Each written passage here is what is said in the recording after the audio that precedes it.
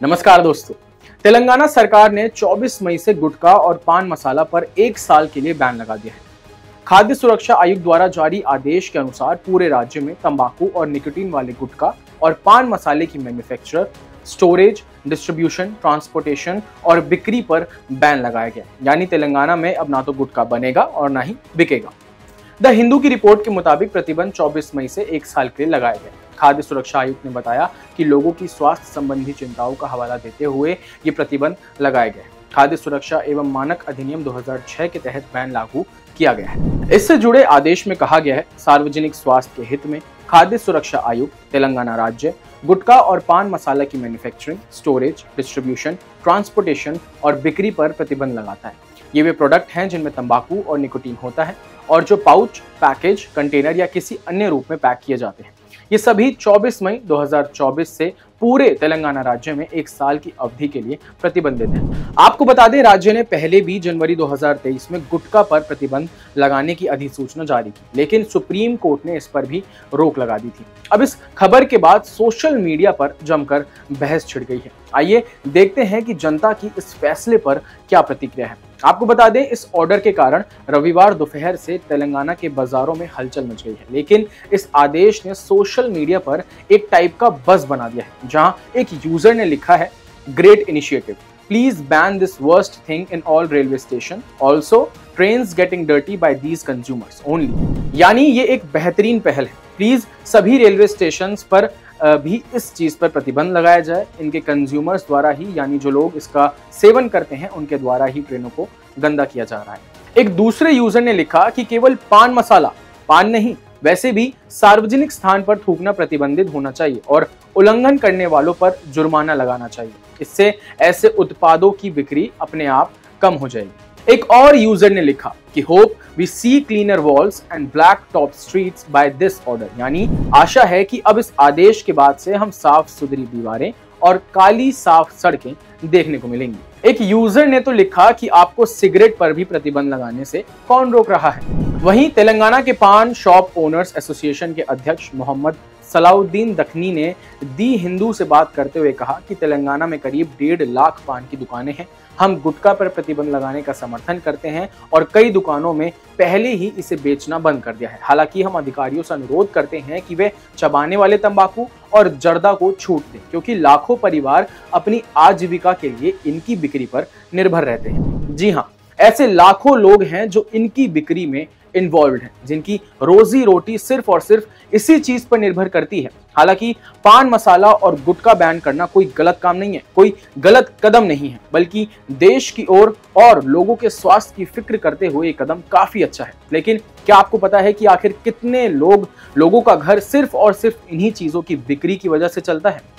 तेलंगाना में ही टोटल 1.5 लाख से ज्यादा ऐसी फैमिलीज हैं जिनका इस धंधे से घर बाहर चलता है। यानी यही नहीं, बिजनेस स्टैंडर्ड की रिपोर्ट के अनुसार देश भर में लगभग 4.57 करोड़ लोग ऐसे हैं जो इस काम पर निर्भर करते हैं और उनका घर इसी से चलता है, इन्हीं सामान को बेचकर चलता है, जिसमें 60 लाख फार्मर्स हैं यानी किसान, 2 करोड़ फार्म लेबरर्स हैं, 40 लाख लीफ प्लकर्स हैं, 85 लाख वो लोग हैं जो प्रोसेसिंग के काम में इन्वॉल्व रहते हैं और 72 लाख वो लोग हैं जो मैन्युफैक्चरिंग एंड एक्सपोर्ट्स में और रिटेलिंग और ट्रेडिंग में शामिल होते हैं। हालांकि ये डेटा 2019 का है, पर इससे आप अनुमान लगा सकते हैं कि इसका भारत के लोगों पर और कितनी फैमिलीज पर असर दिख सकता है, और ये ग्राफ समय के साथ बढ़ा ही है। ये कहावत तो आपने सुनी होगी कि शौक बड़ी चीज है। हालांकि भारत में लोगों को इस बात की जरा भी परवाह नहीं है। यही वजह है कि सिर्फ एक शौक के चलते देश में हर साल 13 लाख से ज्यादा लोग अपनी जान गंवाते हैं। ये शौक है तंबाकू यानी कि टोबैको का, तंबाकू उत्पादनों का सेवन करने का, जो भारत में ओरल कैंसर का सबसे प्रमुख कारण बन चुका है।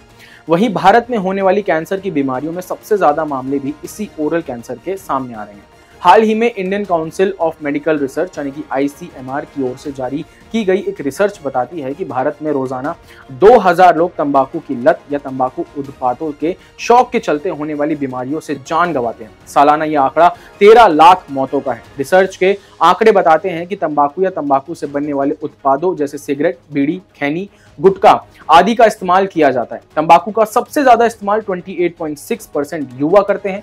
इनमें पुरुषों की संख्या 42.4% है, जबकि महिलाएं 14.2% है। वहीं खैनी वाले खाने वाले 11% हैं, जबकि बीड़ी पीने वालों की संख्या 8%। इसके चलते भी तेलंगाना सरकार का ये कदम काफी सराहनीय है। यही नहीं, बिजनेस स्टैंडर्ड की इसी रिपोर्ट के अनुसार यह भी माना गया है कि tobacco sector one of the highest contributors है हमारी देश की अर्थव्यवस्था में, with a total economic value generation of ₹11,79,498 crore. और माना गया है कि 2023 से लेकर 2032 तक इंडिया पान मसाला मार्केट साइज लगभग 5% की कंपाउंड एनुअल ग्रोथ रेट से बढ़ रहा है।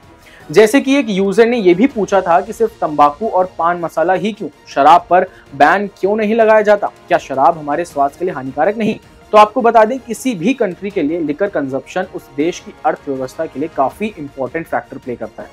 इकोनॉमिक टाइम्स की एक रिपोर्ट के अनुसार अल्कोहल सेक्टर हमारी कंट्री की इकोनॉमी में 2% तक कंट्रीब्यूट करता है। 2021 में इसका मार्केट साइज $52.4 बिलियन था, जिसके बाद ऐसा माना जा रहा है कि अगले 5 साल में ये बढ़कर $64 बिलियन तक पहुंच जाएगा, जिसे INR में देखें तो ये कीमत लगभग 5 ट्रिलियन पहुंच जाती है। इस डेटा में हम देख सकते हैं कि भारत लिकर और तंबाकू कंजप्शन पर कितना डिपेंड करता है। हालांकि तेलंगाना सरकार का यह कदम काफी सराहनीय है, पर एक सवाल सरकार से यह भी उठता है कि अगर ये सामान बाजार में नहीं मिलेगा तो ये काले तरीके से यानी कि ब्लैक में बेचा जाएगा, जिससे इसकी कीमत और भी बढ़ जाएगी। और ये सब करने वाले लोगों पर कौन सख्त से सख्त नजर रखेगा और कदम उठाएगा? क्या जिस तरह से शराब जिन राज्यों में प्रतिबंधित है, क्या वहां पर कालाबाजारी नहीं होती? क्यों इस कदम को देश भर में लागू नहीं किया जा सकता? क्यों इसे सिर्फ 1 साल के लिए ही बैन किया गया है? ये सभी वही प्रश्न हैं जो आपके मन में भी चल रहे होंगे इस वीडियो को देखते हुए। आपका क्या मानना है इस पूरी खबर पर? हमें कमेंट करके जरूर बताएं। अभी के लिए फिलहाल बस इतना ही, मुझे दीजिए इजाजत। देश और दुनिया की तमाम जानकारी और खबरों के लिए देखते रहिए क्लिक इंडिया। धन्यवाद।